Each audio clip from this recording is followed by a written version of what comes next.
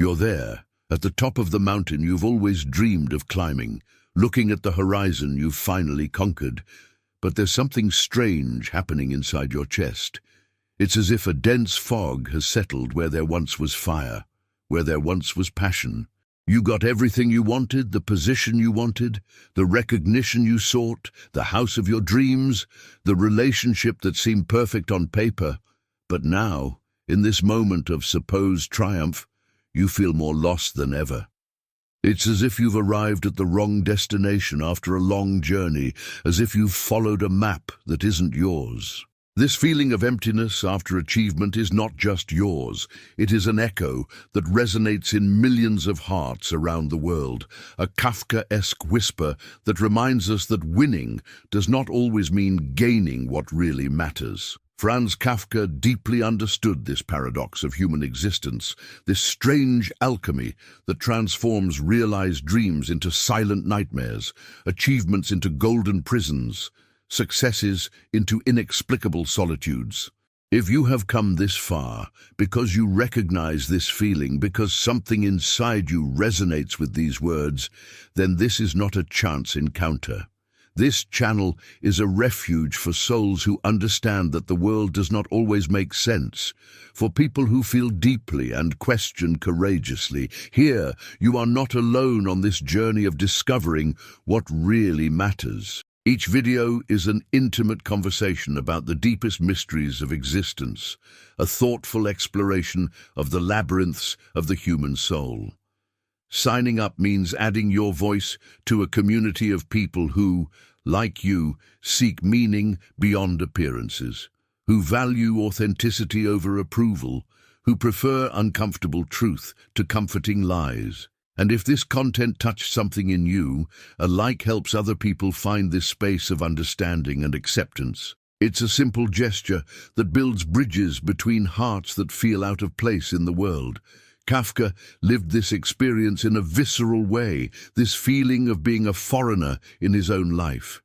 He knew intimately the feeling of waking up one morning and discovering that the life we had carefully constructed has transformed into something unrecognizable, like Gregor Samsa discovering his metamorphosis into a monstrous insect. But true Kafkaesque transformation doesn't just happen in tall tales. It happens every day in the seemingly normal lives of seemingly successful people. It's that executive who finally got the promotion she always wanted, but now spends sleepless nights questioning whether it's worth sacrificing so much time away from her children. It's that businessman who built a financial empire, but feels completely disconnected from himself, as if he had become a stranger inhabiting his own body. It's that person who finally won the love of someone they've always admired, but discovered that the perfect relationship in their dreams became a constant performance in reality. The modern world teaches us to measure success by external metrics, as if we were machines programmed to accumulate achievements, titles, possessions, and approvals.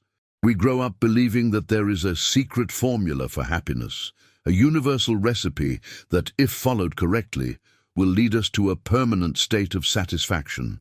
We study, we work, we compete, we sacrifice, always with our eyes fixed on the finish line that we promise ourselves will bring the peace we so desire. But Kafka shows us that this logic is a cruel illusion, a castle built on foundations of sand. He teaches us that often, when we finally achieve what we thought we wanted, we discover that what we really wanted was the process of seeking, the hope, the possibility, not the end result. The modern alienation that Kafka masterfully portrayed in his works is not just a literary concept. It is an experience lived by millions of people every day. It's that feeling of being at a party where everyone seems to be having fun, but you feel completely out of place, like you're watching life happen through a fogged glass. It's working in a job that pays well, but that seems to drain your soul drop by drop. Carrying out tasks that don't make sense to you, following rules that seem to have been created by aliens from another planet. It's living relationships that work on the surface, but leave you feeling deeply alone, as if you were playing a role in a play you never chose to star in. This feeling of displacement intensifies when we finally get what we believe to be our salvation. It's like climbing a staircase for years, step after step, imagining that at the top we will find the most beautiful view in the world, only to discover that we arrive at an empty place, with no landscape, no horizon, with nothing to justify all the climbing. Success, when it finally arrives, can reveal itself as a sophisticated version of emptiness, a loneliness decorated with trophies and certificates, a prison built from the bricks of our own ambitions. Kafka deeply understood that modern human beings live in a constant tension between what they should want and what they really want, between the person the world expects them to be and the person who lives silently within them. This tension manifests itself in subtle and devastating ways. It can be that feeling of always acting, of never being able to fully relax and be authentic, as if life is a full-time job that never offers a vacation. It can be the terrifying discovery that you no longer recognize yourself in the mirror, not by your physical features, but by the expression in your eyes, by the lack of shine, by the presence of a sadness that you cannot name or explain. And have you ever felt this strange melancholy of success, that moment when you realize you've achieved everything you thought you wanted, but something essential was lost along the way? If you are experiencing this now, if you recognize this silent pain that no one around you seems to understand, leave it in the comments. I won, but I lost myself along the way. Your courage in sharing this vulnerability may be exactly what someone else needs to read today, to feel less alone on this journey of rediscovering what really matters. Kafka's genius lies in his ability to transform seemingly individual experiences into universal reflections on the human condition. When he writes about characters trapped in bureaucratic labyrinths, about men who turn into insects, about people who seek approval from authorities they can never find, he is talking about something much deeper than fantastical situations. He's exploring the fundamental nature of modern existence, this feeling of always running after something that always seems to be one step ahead, like a mirage in the desert that recedes as we get closer. This constant search for external validation turns us into foreigners of ourselves. We start to live our lives as if they were scripts written by other people, following guidelines that we never truly question, pursuing goals that perhaps were never really ours. With each achievement, with each goal achieved, we discover that the promised satisfaction has not arrived, that inner peace remains an unknown territory, that happiness always seems to be a future destination, never a present experience.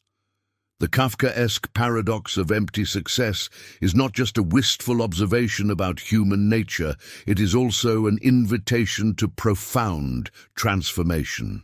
When we recognize that we have reached the top of the wrong mountain, we have two choices. We can remain there, bitterly contemplating the disappointing view, or we can have the courage to step down and begin climbing a different mountain, one that we may not even know exists, but that resonates with something deeper within us. This descent is terrifying because it means abandoning everything we have achieved, at least symbolically. It means questioning not only our goals, but our own identity built over years of effort and dedication. It's like undoing an almost complete puzzle, because we realize that the image that is forming is not the one we want to see.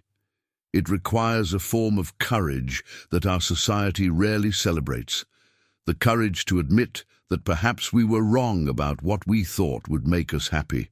Kafka teaches us that this journey of rediscovery is neither linear nor comfortable. It is a process of metamorphosis that happens in layers, like an onion being peeled, revealing aspects of ourselves that we may have buried long ago under the expectations of others and social pressures.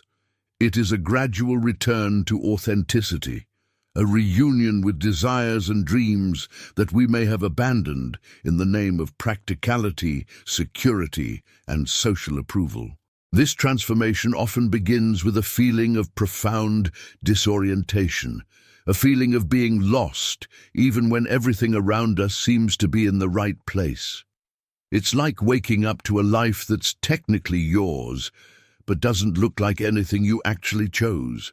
Relationships can seem superficial, conversations empty, everyday activities devoid of meaning.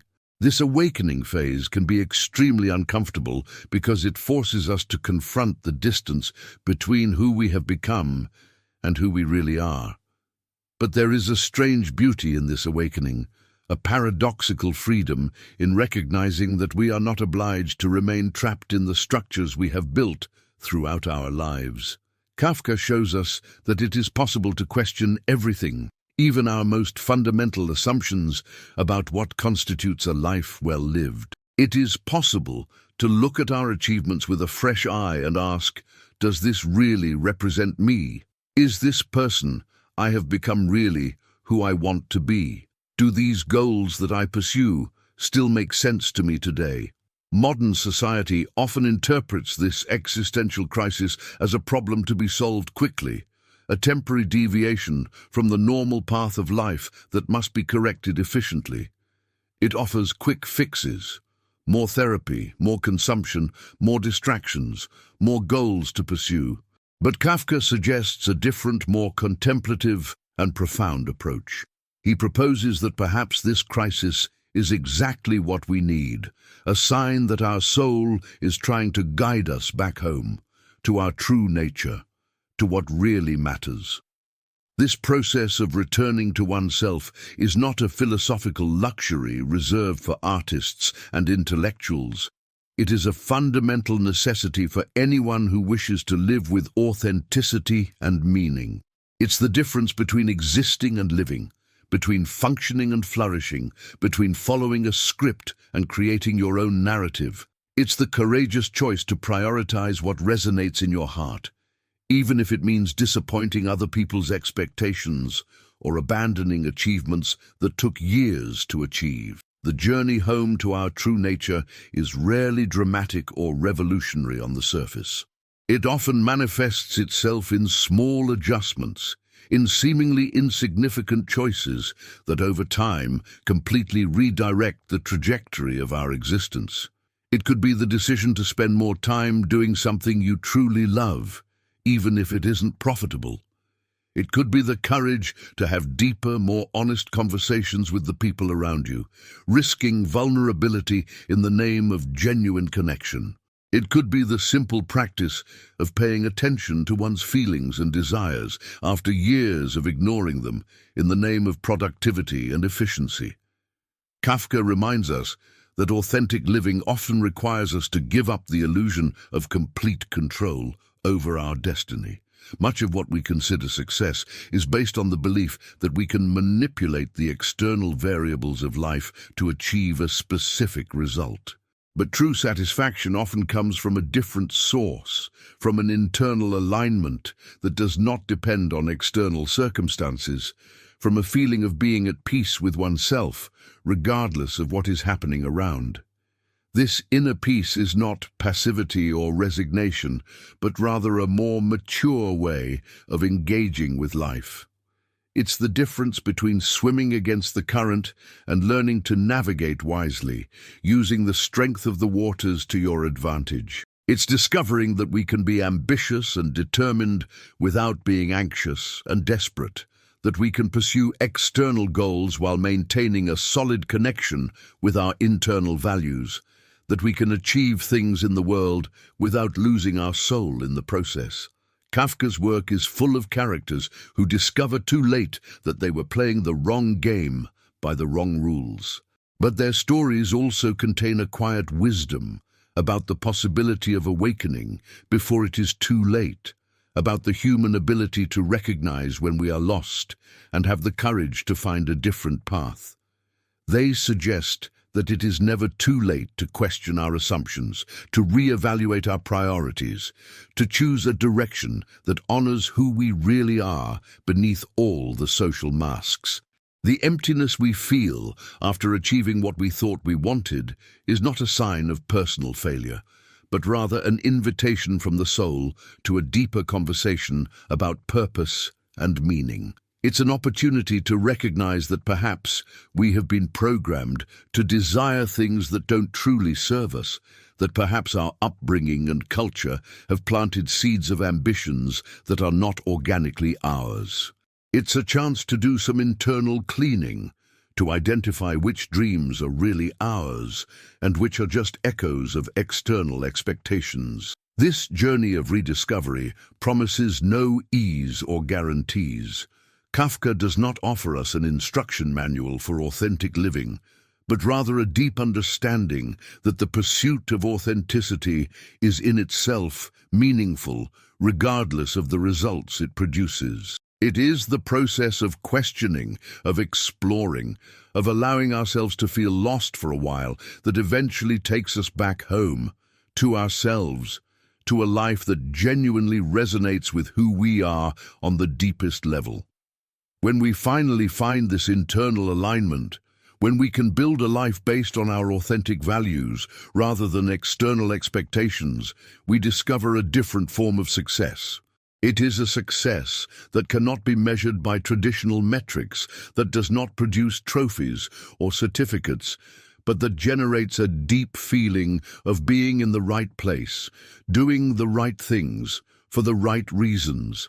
It's the difference between achieving a life that seems impressive to others and building an existence that makes sense to you, between achieving goals that society approves of and realizing dreams that your soul recognizes as true. This is the invitation that Kafka leaves us, the possibility of transforming our relationship with success, with achievements, with our own ambitions. To understand that winning at the wrong game is in fact a form of losing, but that we always have the option to choose a different game, to redefine what victory means in our own lives, to create metrics of success that honor our full humanity, not just our ability to accumulate external achievements. It's the radical freedom to live a life that makes sense to you, even if it doesn't make sense to anyone else.